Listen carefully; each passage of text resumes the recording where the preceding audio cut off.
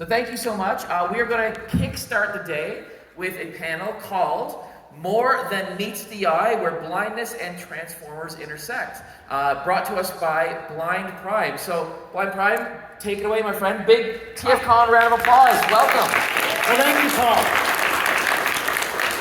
Good morning, everybody. Good morning. I hope y'all are also enjoying the TFCon as much as I am. This is my first one. And I also want to let you know it's Blind Awareness Month. That's what October's all about, is raising awareness for the blind. So this is really fun and exciting to be able to be a blind person raising awareness for the blind during Blind Awareness Month at a Transformers convention. So how cool is that? Y'all are part of something fun. So the game plan here today is I'm going to showcase to you, I got Cosmos here, and I'm going to show you how I, as a blind person, learn Cosmos. I opened this box last night to get all the stuff out so I wouldn't have any problems today, but that's the most I've touched it. So yeah, let's get started on this and learn how I do this. First off, learning how to open the box in the right direction, that'd be helpful. So yeah, I really enjoy the Transformers when they come in vehicle mode because they're a lot easier to figure out. That robot mode is a pain to figure out and get into a vehicle. So what I do with whenever I'm learning how to transform a Transformer is I just kind of move around and feel everywhere and figure out what parts of the Transformer can actually be distinguished from other parts of the Transformer. And it can take a little bit, and it's a little troublesome sometimes, but you figure it out. And eventually you learn how to transform Cosmos. And actually, this transformation's a lot of fun, isn't that neat? And sometimes pieces fall off, but you expect that to happen. We're just going to put that in the box for now. Now, just figure out how to get his head out. I think it'll be good. But no, years ago, back in 2020, I started doing this because I came across the Studio Series Devastator toys. And I thought to myself, I had sworn to myself when I was younger, if I ever came across another Devastator, I was never going to let it slip from my fingers ever again. Because I'd let plenty of Devastators slip through my fingers in the past. And I picked it up. I get home with the Devastator and I start transforming it. And just so you guys know, I was very addicted to video games before I lost my vision. Like, incredibly addicted to video games. And it really helped me get over my addiction to video games to have something to actually, work with my hands and communicate with other people through it. And so I got online because I had trouble with Demolisher. And I'm like, I don't know how to transform this guy. And nobody online was really giving me any great explanations on how to transform him. So I ended up deciding to myself that I was going to start a channel teaching people how to transform stuff for the blind. And maybe that would help me learn how to transform things better by just doing it. There we go. Oh, that's a tough joint. My God. Did not expect that one to be so tough. So that's kind of where I got started, watching a bunch of YouTube videos and just getting completely upset that I could not find any way to learn how to transform these guys. And I finally decided to make my own YouTube channel. There it goes. And once I made my own YouTube channel, it was all about describing things for the visually impaired, and then I took it a step further and started doing, originally it was More Than Meets Blindformers, which Blindformers was about doing verbal descriptions on how to transform something for the blind.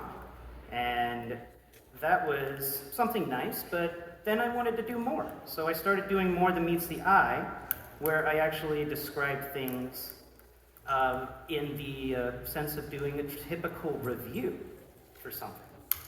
There it goes. Yeah, there's little Cosmos. I think. I may not have them completely right, but that's the fun thing about these guys. You can come back to them and figure them out over and over and over again. So I started the channel and started working on it to develop more aids for the blind. I started doing things like blind talks and blind tricks And yeah, that's a little cosmos. Oh, that's nice. So that's kind of how I figure out a transformer. Is I fiddle with it a lot. I'm pretty sure this isn't exactly correct, but given a little more time going over it, I'll figure it out even more. Now, the reason I'm here speaking to you today is because the entire point of my channel is to raise awareness for the blind through alternative means and methods. And this means not doing the normal thing.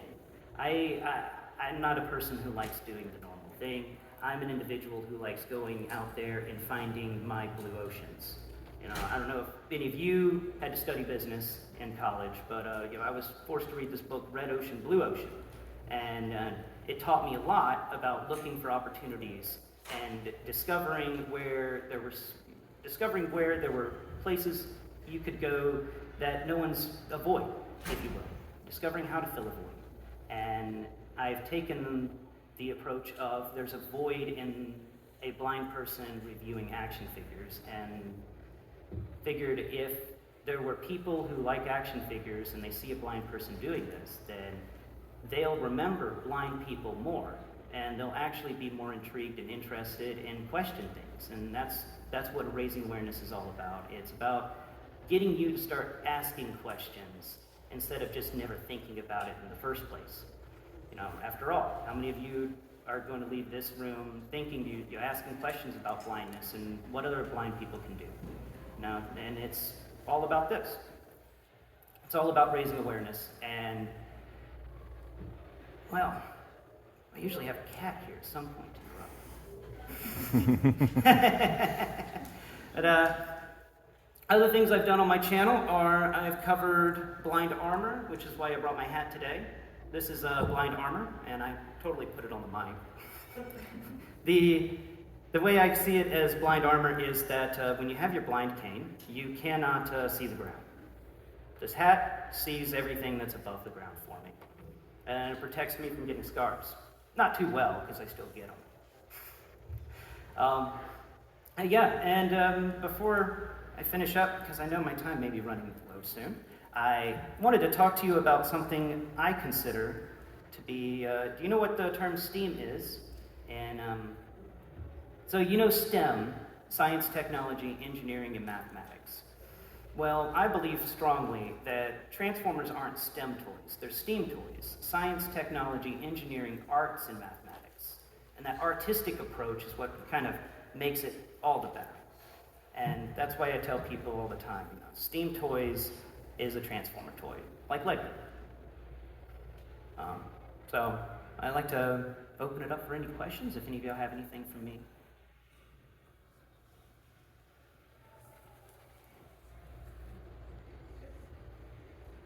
If you have questions, please just step right up to the mic. Nobody be shy, come on.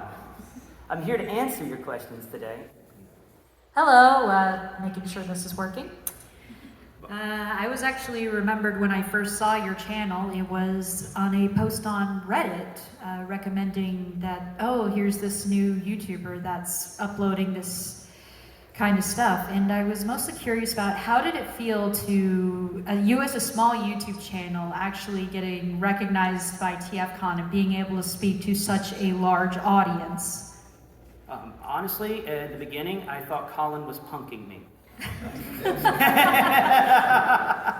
I sent out the email on a whim back in May. I was just like, yeah, screw it. I'll try and see what happens, because that's how life works. You try new things and you see what happens. And he got back to me, and over the span of the summer, we messaged each other multiple times. And it took me finding my title of this thing on the actual schedule before I popped a beer and celebrated, and knowing that it wasn't, this is all real, it's actually happening. And then I had the panic attack, Yeah, thank you very much.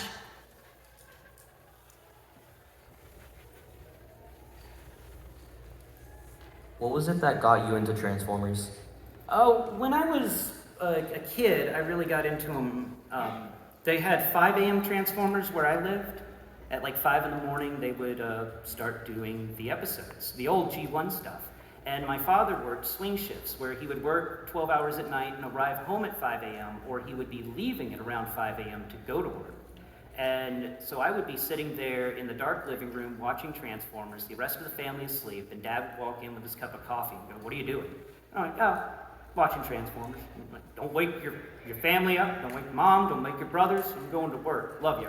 I'm like, "Love you too, Dad, have fun at work." And those moments held a special place in my heart. You know, it wasn't much, but it was always just a few seconds of me and him talking by ourselves. It was our little time in the morning. And that started the seed for Transformers for me. And when I lost my vision and went completely blind, I was heavily addicted to video games. I mean, Minecraft and me, 200 plus hours a week, I was on it. And I was suffering from withdrawal from video game addiction. And depression, with itchy fingers, trying to figure out what your fingers are going to do. It wasn't until I picked up the Mixmaster from the Studio series and started transforming it, and the Demolisher there, that my fingers started thanking me. And like, we're doing something again. And my brain started working like it did with video games, and I felt it again. And so I started just collecting more Transformers to kind of fill the gap that video games left behind in their wake. Thank you. Hey, I have a question for you. Like, out of all the Transformers that you're able to transform, which one was the most difficult to complete? The most difficult Transformer. Honestly, it would be Siege Ultra Magnus, and it's not the difficulty of the transformation, it's just getting everything to click into place, right? That is my least favorite Transformer right there. I do not like him, and I never get him right. Platformers. You gotta love them. The guy in the beanie. Well, thank you. So I was wondering if you still have the Devastator that you first got. Oh, Studio Series Devastator? Yeah. Yeah, it took me a couple of years to collect all the pieces, but I'm never going to get rid of it. Oh, and also another question. Have you transformed Kingdom Rhinox before? Oh, yes. I actually have it in my video. I have some videos on him. If you check him out on my YouTube channel, just look for the Kingdom Rhinox. I try to separate things based on the line they came from. So he should be in there in Blindformers, the Kingdom Collection, or the More Than Meets the Eye, the Kingdom Collection. How did you feel when you first saw the show? Oh, when I first saw the Transformers show? Yes. I absolutely loved it. It was those big robots, and what got me the most about it wasn't a kid going around, hanging around with them. You know, all the other shows I watched, there were kids involved, and these were adults. I mean, Spike was in his 20s, getting his engineering degree, his electrician's license. He was becoming a master electrician, apprenticing under his father, Sparkplug, and that kind of shined with me, and it connected with the fact that I would watch this show with my dad in the morning, and so it was this father-son duo in the show, and it strummed my heartstrings and really got me attached to it. It was Spike and Sparkplug that did it for me. You said you like playing video games. Did you ever play the War for Cybertron games? Either one of them? Yeah, I played the War for Cybertron games. Played online a lot on Xbox Live when it first came out. What's your opinion on those games? I follow Cybertron, messa, but the War for Cybertron, two thumbs all the way up. I love that game completely. To follow up on what a couple other people were talking about, out of all the Transformers that you were able to figure out and transform that, which one was your favorite out of all of them? My favorite out of all of them, that's actually a toss-up between Omega Supreme from Siege, then the Brawn from Studio Series 86, and Ultra Magnus from Studio Series 86. I just did a video series on him, and I've never been happier messing with a Transformer than with Studio Series 86 Ultra Magnus. That thing just took me back. Because when I was a kid, I had two Transformers toys. I had the original Optimus Prime and the original Ultra Magnus. And so it just kind of took me back to those days. Hello. What inspired you to use a Wii Fit balance board as your main tabletop? Thank you for asking that question. The cross section that they have on it. If you get a Wii Fit board, they have the line that goes all the way across that you can feel, and then the other line that goes up like a graphic, like a XY chart. And that helped me out. I could line up my camera with the vertical line, and then use the horizontal line to separate my little stage into quadrants, so I would better understand what I was doing, and I wouldn't get lost a lot. So it's got a lot of textures on it that really assist. Thank you. Oh, and one more thing.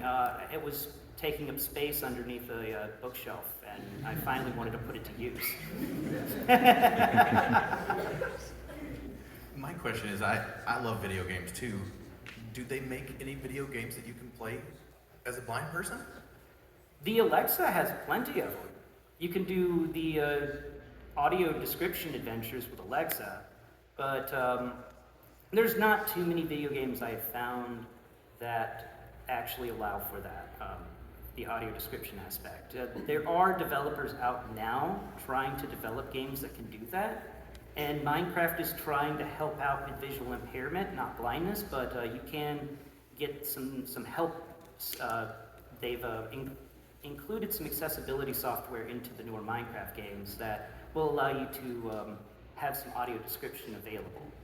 But it's just not enough for a completely blind person. But somebody who's got a lot of vision loss, that really will help them out. Thanks. I think it's amazing what you're doing, and I'm assuming you're wildly imaginative at this point.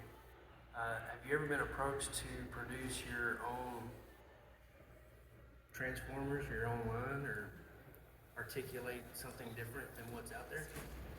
Honestly, I've got plans to build play sets. I have this idea for magnetically connected together play sets that you could sell in small chunks.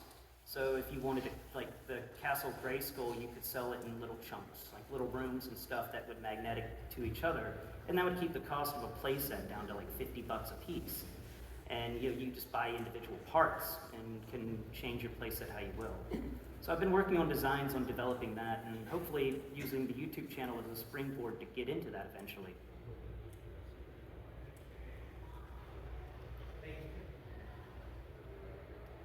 You've mentioned your enjoyment of the original Generation 1 Transformers cartoon. Have you seen and have any thoughts about the others that have come in the years since? Now, this one, yeah, and I have actually a favorite. And this one may upset some people because not everybody considers it their favorite. But Robots in Disguise 2000, that was where it's at. I love that one. And I wish I would see more toys from it because that Optimus Prime Megatron, Ultra Magnus duo was excellent. And I dread that Megatron because I know when it comes out, I'm gonna have to do it on my channel, and that's gonna take like 2 weeks with all the transformations. Because I do a video per transformation. I see the Transformers as 3 separate toys: robot, transformation, and alternate mode. And of course, there could be more alternate modes, but those are the initial 3. And so I separate my videos into those 3 aspects. I'll cover the robot, I'll go in and I'll cover the transformation separately, and then I'll cover the alternate modes separately, because they're each an individual toy. Hello. Oh, sorry. So you had mentioned you had lost your vision, obviously. So I was curious what the difference in relationship between before and after you'd lost your vision was with Transformers, your love for it and all. Well, I tell you, I don't worry about the paint near as much as I used to. I do find myself being more attracted to different kinds of plastics than other types. I don't like any of the stuff from that Prime trilogy, Combiner Wars, and Titan's Return. Like, it's all good things, but the plastic that they made it out of it feels weird in my hand, and I don't like touching it. And I wish they'd bring back rubber wheels. They did that with Beachcomber, and that'd be something nice. Not much has really changed except the way that I handle the transformation. I used to read the little instruction sheet, now I don't. And I used to care about paint, now I don't. But that's the nice thing about Transformers, is you don't need vision. And I've actually been setting up a thing I call the Transformers Challenge. And that's you find one of the Transformers I've covered on my channel in the hashtag Transformers Challenge, and then you try to beat my time of moving it from vehicle mode to robot mode and back to vehicle mode again. Thank you.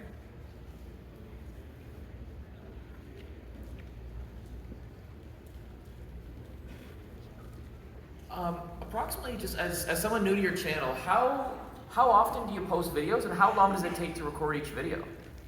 I post videos Monday, Tuesday, Wednesday, Thursday, and Friday. I do 5 days. Friday is devoted to building Braille, where I teach individuals how to build Braille out of Lego, or blind builds in general. I generally keep Fridays for blind builds, which is what I call it anytime I'm messing with Lego on my channel. And Mondays are devoted to 1/12 scale action figures or action figure accessories, or diorama stuff to go with your action figures. And then Tuesday, Wednesday, Thursday is devoted to Transformers. But I may cover a repaint or retool, so I'm not going to cover its transformation again because I already did that. So I'll take a Wednesday off occasionally. Like a couple of weeks ago, I covered the G2 Seekers, and I didn't really do many videos on them because I'd already covered the Earthrise Seekers so in-depthly.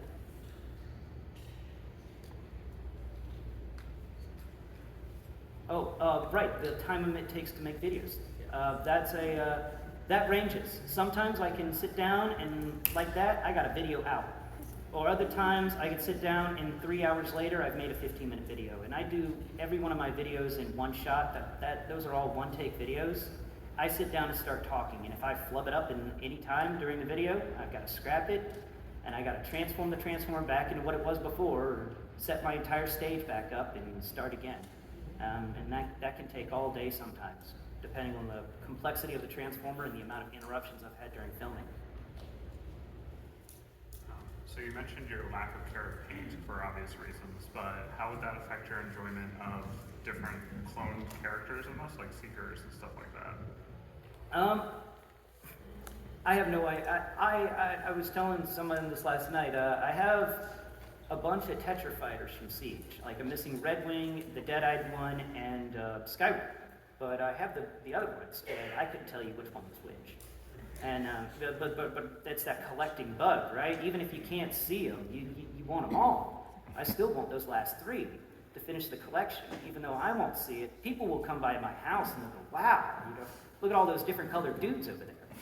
And that's something you got to remember as a visually impaired person or a blind person. And not everybody around you is that way. So I like to set my home up so my friends and my family who have vision have something fun to look at around the house. It's not boring. So I'm constantly going around and changing how I set up my Transformers, and I set out the ones I don't mind people playing with in easy reach. So if anyone just wants to grab a Transformer and play with it, they can.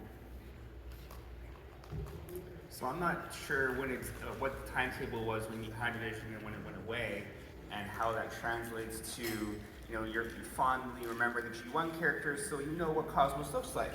So a new character has come out since the Transformers where you bought the toy, but you have no visual memory reference of that character.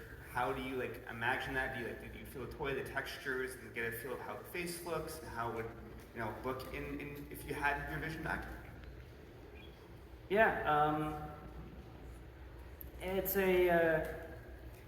I have an idea of what it looks like in my head, and I tell you right off that if I got my vision back today and looked at everything, I would be confused by some of them, because I just automatically give colors to things, and then I'll be like, yeah, this red guy over here, and the friend will go, actually that's purple and blue. I'm like, oh, well, it's red in my head. So, it's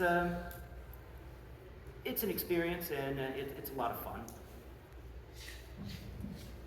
Yeah, good morning. So when you're going about recording and editing your videos, is that something you do completely on your own, or do you get external help when you're going about that? Oh no, if you watch my channel, I have these things called cave chunks that I make, which is something I want to turn into Lego ideas eventually. I take 2 cave chunks and I built a camera stand on top of them. and I moved them far back away from the table. I almost brought them today, but I didn't. And then I have a long line of Legos from the cave chunks that go to my Wii Fit board. And I put the camera on top of the cave chunks in my custom designed camera holder, and I use a stylus pen to click a button and then it will play. I have earbuds that will allow the, if you look at my older videos, they'll say like notification volume 0% at the beginning. That's before I got the earbuds. Now that will say it in my ear and it won't interrupt with the microphone. But that's all me. That's why if it gets blurry or something, I tell people that's just a way of raising awareness for the blind. You get to experience for a moment what happens with blurry vision. And don't get mad if it gets fuzzy. Just understand that for some people, fuzziness is a way of life. Thank you. Drop the mic. So, how big is your current collection of Transformers? At the moment, I think 180. Because I've gotten a couple of recolors and retools that I haven't covered on my channel specifically, but I think Blindformers is at 168. So I've definitely done 168 Transformers on camera. And Cosmos will be 169.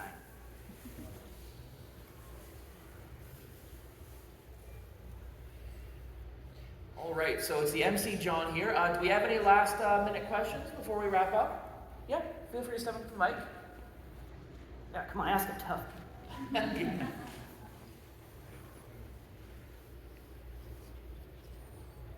Okay, can you hear me?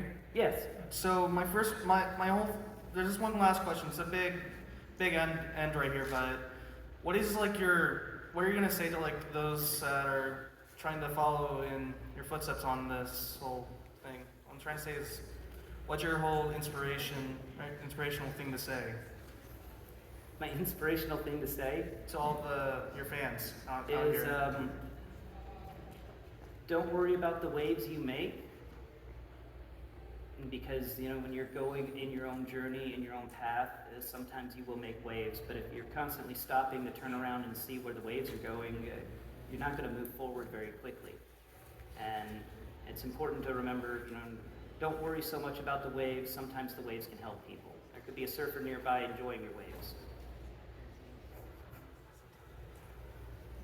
Thank you, sir. Do you still consume certain media from Transformers? Like, for example, the Bumblebee movie, by listening to an audio description of it? Oh, yes. Actually, if y'all did not know this, all movie theaters in this part of the country at least will allow you to get audio description. You can walk up to the customer service desk and request either visual aid, audio description, or hearing aid loudspeaker. Like you can plug in a thing and it will actually say the movie louder in your ear in case you have hearing problems. Or you can plug in your own headset and listen to audio description while the movie's going on. And they just released glasses that will do subtitles that you can put on. You can wear some glasses and read subtitles underneath the people that speak, which is pretty cool. But yeah, as long as it's got audio description, I enjoy it, and I'll consume it. I'm waiting on anime to start getting English audio description. There's a lot of Japanese, and I'm worried I'm going to have to learn Japanese to enjoy anime again. Because no English company audio describes anime, and that's starting to annoy me. I wish there was a Transformers TV show that had audio description that wasn't War for Cybertron.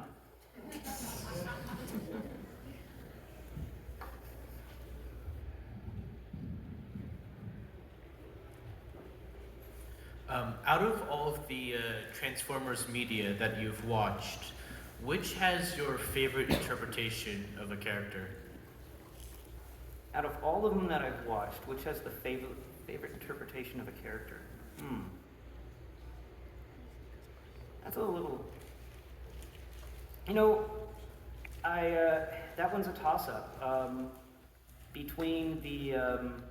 Ultra Magnus has been, he is my favorite character in Transformers. So it's a toss-up between the Ultra Magnus from the original movie, which was a good representation of that character, or the Ultra Magnus from Robots in Disguise 2000. That was also a great one, and I enjoyed the duality of the two brothers in that show, Optimus Prime and Ultra Magnus, and I really appreciated that. Thank you. It was really cool. Hello. Excuse me if you've already explained this already, but how did you go about designing and creating your cave chunks? My cave chunks? Yeah. Back in, way back when, the Minecraft released those Lego Minecraft minis things. And that gave me the initial idea, but when I lost my vision, initially I needed something like Minecraft to help me get over the depression of the loss of vision. And I designed the cave chunks because I wanted to build Minecraft caves. I wanted to experience the running through caves again. And I started realizing if I did it right and made it modular, then I could turn these cave chunks into a cave mountain or a ravine or something like that. I could just shift them around and move them. And it's just slowly evolved since 2000, and I think I came up with those in 2017, and it's just been evolving and changing ever since. And of course, Cream the cat took out half of my mountain. I did an entire video on the mountain, and you can find it in my earlier videos. Big mountain I set up on my desk, and maybe 2 weeks later, my cat was trying to get my attention, so he jumped up on the table that the mountain was on, and I had a piece of cloth that so I could slide everything around. I had put a cloth down, and he grabbed the cloth with his claws when he jumped up there, but then noticed he couldn't actually stand on it, so he tried to jump away. And his claw was still stuck, so he ended up doing like that bird thing, just going straight out and then falling flat on the ground. And I was standing right there when it happened, and I'm like, no, Cream, no! And then the entire mountain came down on top of him, and he just came running out of the room, dragging the piece of cloth away. And I was amazed by how many cave chunks survived, but also it surprised me how many Lego pieces just shattered from the impact. It's like, oh, I discovered how much force it takes to shatter a Lego brick today. All right. Well, thank you. We had a question from one of our live streamers. They wanted to know what other toy lines you collect and what equipment do you use? I collect G.I. Joe Classified, the occasional Marvel Legend whenever there's actually a character I care about. Like I'm trying to collect the Summers family right now. I still got to get a Corsair. And other than that, I don't really collect many others, but that's budgetary reasons. Every day those figures are increasing another $1. It seems like every other year they're increasing by 2. And I don't have the budget to collect as much as I would like to, so I force myself to keep it on the G.I. Joe and Transformers front with the occasional Marvel Legends. And then what is your visual assistive equipment that you use? My visual assisted equipment is a TalkBack on my phone. They always told you when you were growing up they don't want any TalkBack from you, but now I want TalkBack from everything. Give me TalkBack, I don't care. It tells me where you're at. And I use a little device to tell me what currency is, because all the currency in America is the same shape and size and consistency. And for a blind person, it's somebody could pass me $1 in change and tell me it's a $100 bill. And I'd happily believe them because I'm forced to. So until America changes its money, I love Canadian money. Every time I go up there, I hold it. I'm just like, this is a blind man's paradise. I'm holding a $1 bill, guys, and I didn't need a technology piece to tell me it's $1. It's so great. I can tip appropriately. And then what is your overall attitude towards the HasLab projects? I know you had a couple. My thoughts on the HasLab projects are that I love the idea behind it of a dream project that you fund and then you wait a year to get. But I don't love the fact that there's not much transparency going on there. Like, you pay for the figures and stuff, and then you'll get an email maybe 6 months later going, hey, this is going on, and then maybe you'll get an email before it ships, or maybe one more. But I'm looking for a little more consistency with the transparency in there. Maybe once every couple of months, just send out the HasLab newsletter. That would be very helpful. Like, oh, hey, we haven't really done much on the project yet, waiting on the ship to cross the ocean. You know, and that's what a lot of fans want. They just want that one sentence, still waiting on the ship to cross the ocean. And then they clam up. They're like, oh, well, thank you. You know, transparency rocks. That's my thoughts on it. Is I love the idea behind HasLabs. I just wish they were more transparent about the process.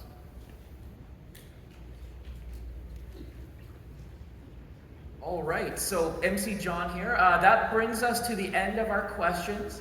Blind Prime, thank you so much for sharing with us your story, your journey. But that's all the reason for having it. It's amazing. I love the fact that my first Transformers convention is one I got to speak at. So thank you all for coming and listening to me. Thank you so much. You Means made a it a lot. very memorable one, my friend.